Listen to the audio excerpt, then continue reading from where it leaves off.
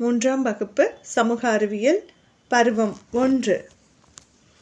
இன்று நாம் பார்ப்பது அலகு 1இல் சுமதியும் நண்பர்களும். சுமதி, முகிலன், பானு மூவரும் நண்பர்கள். அவர்கள் 3ஆம் வகுப்பு படிக்கிறார்கள். கடலூரில் வசிக்கிறார்கள். இவங்க 3 பேருமே ஃப்ரெண்ட்ஸு. 3 பேரும் 3ஆம் வகுப்பு படிக்கிறாங்க. எந்த ஊரில் வசிக்கிறாங்க அப்படின்னா கடலூரில் வசிக்கிறாங்க. இப்போ நம்ம முதல்ல பார்க்குறது யார் அப்படின்னா சுமதியோடைய குடும்பத்தை பார்க்குறோம். சுமதியும் சுந்தரும் அப்படியே ரொம்பவும் சந்தோஷமாக வீட்டுக்குள்ளே வராங்க. அப்போ அதை பார்த்தோன்னே அப்பாவுக்கு ஒரே சந்தோஷம். சுமதி, சுந்தர் இருவரும் பரிசு வென்று வந்துள்ளீர்களா, அருமை அப்படிங்கிறாரு. என்னடா பிள்ளைங்க இவ்வளோ சந்தோஷமாக வராங்களே அப்படின்னு பார்த்தோம்னா கையில் வெற்றி கோப்பையோடு வராங்க.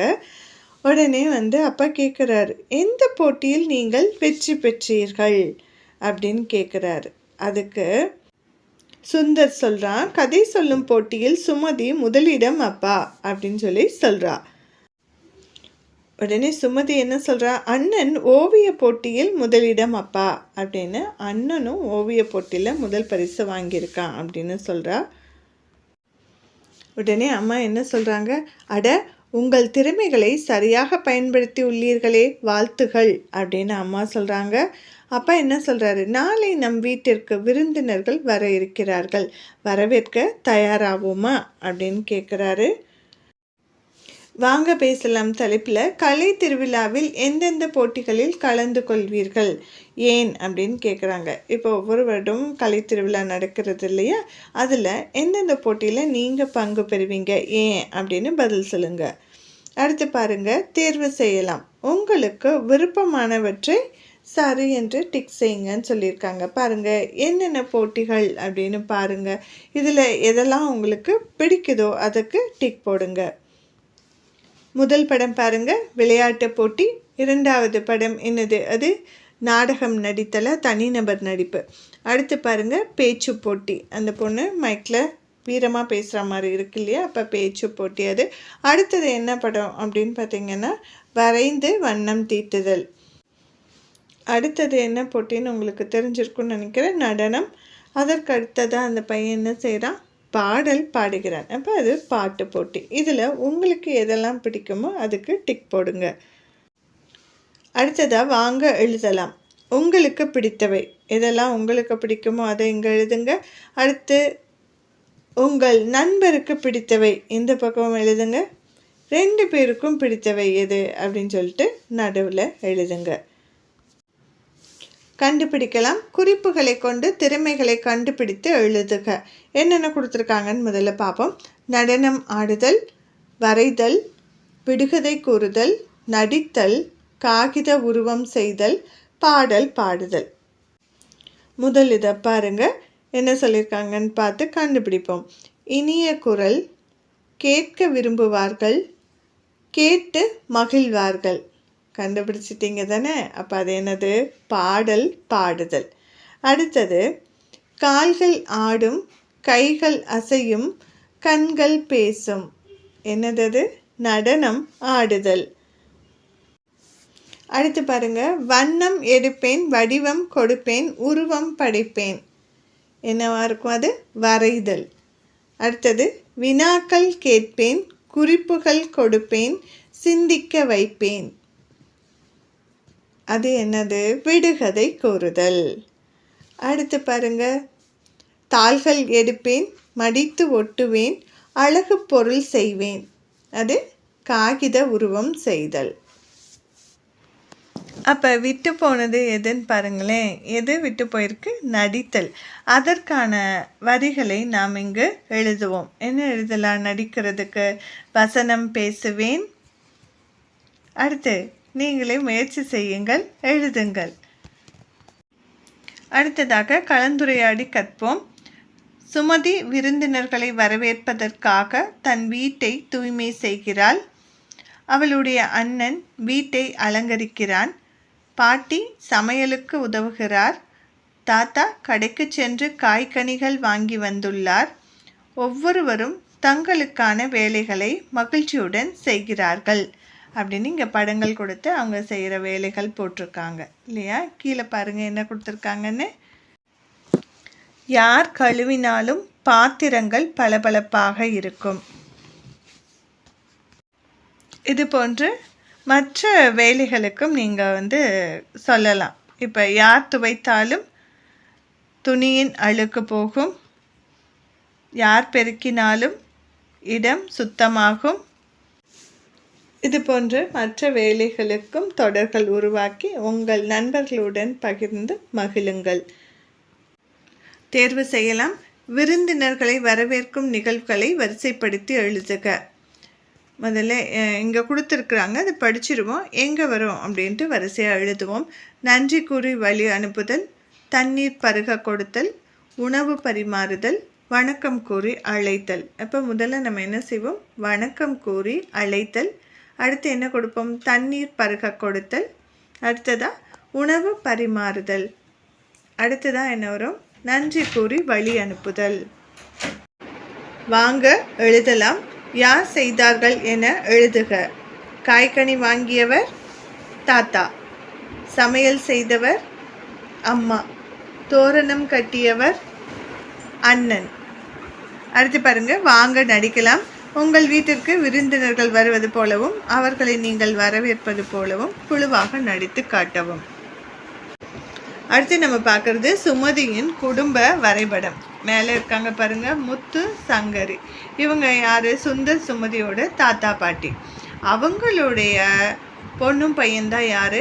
அருணும் சுதாவும். இப்போ அருண் சுமதி சுந்தருக்கு யார்? அப்பா. சுதா என்னவாகும்? அத்தையாகும். அருணும் அனிதாவும் இவங்க 2 பேரும் தான் யார்? சுந்தர் சுமதியினுடைய அம்மா அப்பா. அடுத்ததா வாங்க பேசலாம். சுமதியின் குடும்ப வரைபடத்தை பார்த்து உறவு முறைகளை குறித்து கலந்துரையாடுக. அடுத்து என்ன கொடுத்துருக்காங்க? வாங்க எழுதலாம். சுமதிக்கு சுந்தர் என்பவர் என்ன உறவு முறை அப்படின்னு கேட்டிருக்காங்க. சுமதி எங்கே இருக்காங்க? இங்கே. சுந்தர் எங்கே? பக்கத்தில் தான் இருக்காங்க இல்லையா. அப்போ சுமதிக்கு சுந்தர் என்பவர் என்ன உறவு முறைன்னா அண்ணன். அடுத்து பாருங்க, சுமதியின் அப்பாவும் சுதாவின் அண்ணனும் ஒருவர் எனில் அவர் சுந்தருக்கு என்ன உறவு முறை? சுமதியோட அப்பா அருண், சுதாவோட அண்ணனும் அருண். இவங்க சுந்தருக்கு என்ன உறவு முறைன்னு கேட்குறாங்க. அருண் சுந்தருக்கு என்ன உறவு முறை? அப்பா. அடுத்த வினா பாருங்க, சுமதியின் அப்பா அருண், அருணின் அம்மா சங்கரி. சங்கரி என்பவர் சுமதிக்கு என்ன உறவுன்னு கேட்டிருக்காங்க.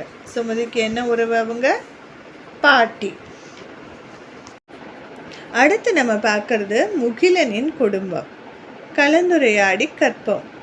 முகிலன் கடற்கரையில் மணல் வீடுகளை கட்டி விளையாடி கொண்டிருந்தான். அப்பா வருவதை பார்த்ததும் அவன் அவரை நோக்கி ஓடி வந்து மகிழ்ச்சியில் துள்ளி குதித்தான். அவன், அம்மா, தாத்தா, ஆச்சி, சித்தப்பா, சித்தி, பாப்பா வாருங்கள், அப்பா வந்து விட்டார் என்று அழைத்தான். அப்பா மீன் விற்று சம்பாதித்த பணத்தில் பல பொருள்களை வாங்கி வந்தார். மீதமிருந்த பணத்தை அம்மாவிடம் கொடுத்தார். இதை இந்த மாதத்திற்கான சேமிப்பாக வைத்துக் கொள்ளலாம் என்றார் அம்மா. அன்று மாலை அனைவரும் அப்பாவுடன் சேர்ந்து பாடல்கள் பாடி மகிழ்ச்சியாக விளையாடினர். அடுத்ததா கண்டுபிடிக்கலாம்.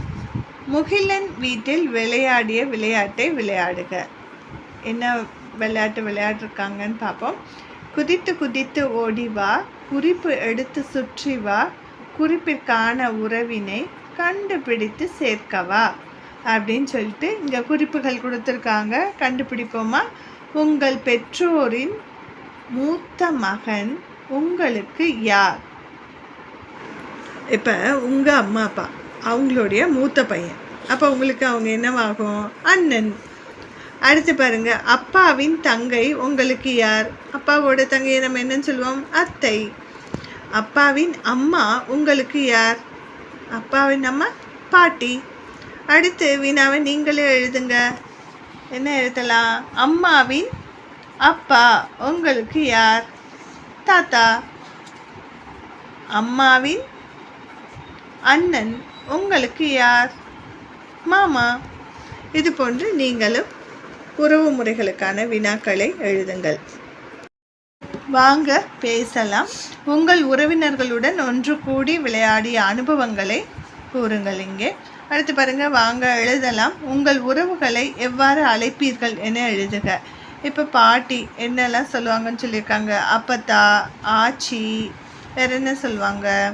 அம்மம்மா, அப்பாயி, இந்த மாதிரி நீங்கள் என்னன்னு கூப்பிடுவீங்களோ அந்த பெயர்களை இங்கே எழுதுங்க. அதே போல் தாத்தா, தாத்தா என்ன சொல்லுவோம்? ஐயா சொல்லுவோம். வேற என்ன சொல்லுவோம்? அப்பாரு, அப்புச்சி, இப்படிலாம் சொல்லுவோம். அடுத்து சித்தப்பா, சித்தப்பாவை நம்ம என்ன தான் சொல்லுவோம்? சித்தப்பா தான் சொல்லுவோம். வேறு உங்களுக்கு ஏதாவது தெரியும்னா வேறு மாதிரி உறவுகள் பெயர்கள் சொல்லுவீங்கன்னு அதை எழுதுங்க. அடுத்து மாமா, அத்தை, சித்தி, சித்தி இன்னொரு பேர் என்ன சொல்லுவாங்க? சின்னம்மா சொல்லுவாங்க இல்லையா? அப்போ நீங்கள் எப்படி அழைப்பீர்கள் என்று இங்கு எழுதுங்கள். அடுத்து நம்ம பார்க்குறது பானுவின் குடும்பம். கலந்துரையாடி கற்போம். எங்கள் வீட்டில் நான், அம்மா, சிட்டு, கிட்டு, மிட்டு ஆகியோர் உள்ளோம். சிட்டு எங்கள் செல்ல நாய்க்குட்டி, கிட்டுவும் மிட்டுவும் எங்கள் பூனைக்குட்டிகள் அப்படின்னு பானு சொல்கிறா. அடுத்து அவங்க அம்மா பற்றி சொல்கிறா பாருங்க. என் அம்மா வங்கி மேலாளர், அவங்க பேங்க் மேனேஜர்னு சொல்கிறா.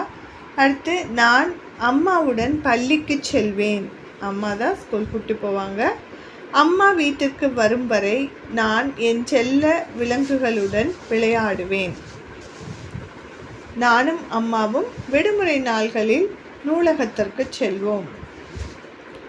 எங்கள் விருப்பங்களை அம்மா புரிந்து கொள்வார்.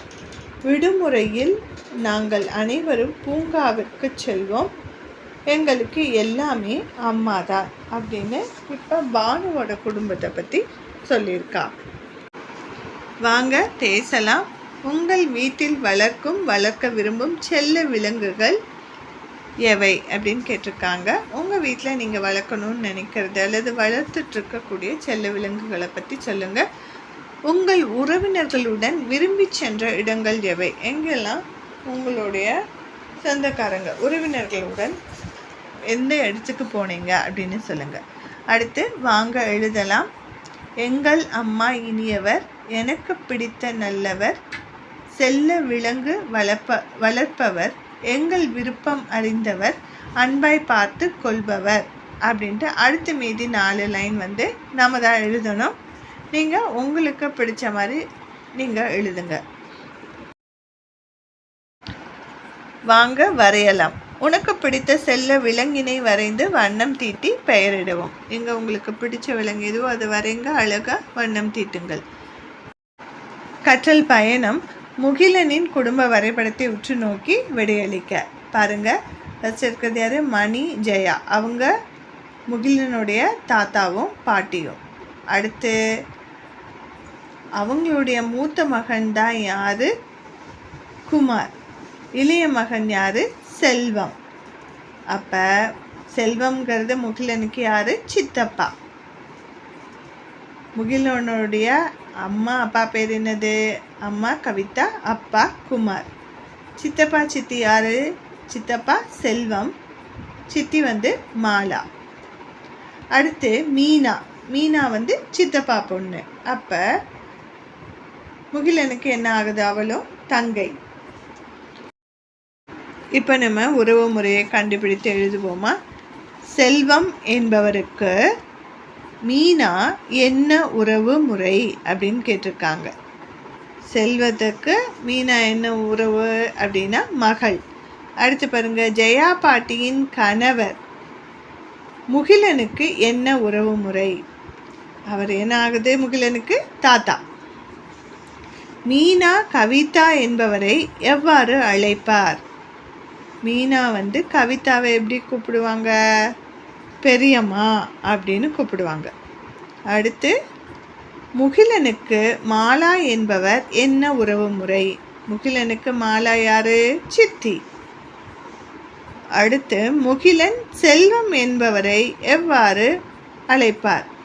முகிலன் செல்வம் எப்படி கூப்பிடுவாங்க?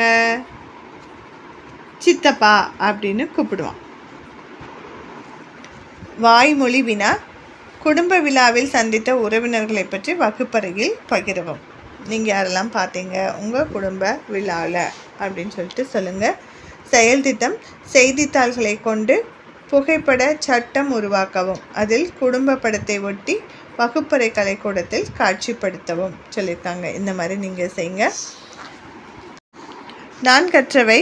நான் தெரிந்து கொண்டதை அந்த நட்சத்திரத்திற்கு வண்ணமிடுவேன் சொல்லியிருக்காங்க. எனது குடும்ப உறவு முறைகளை புரிந்து கொண்டு உறவு பெயர்களை கூற முடியும். நம்மால் நிச்சயம் முடியும் தானே, அதற்கு வண்ணமிடுவோம். எனது திறமையை அறிந்து கொண்டு வெளிப்படுத்த முடியும், அதுவும் நம்மால் முடியும், அதற்கும் வண்ணம் தீட்டுவோம்.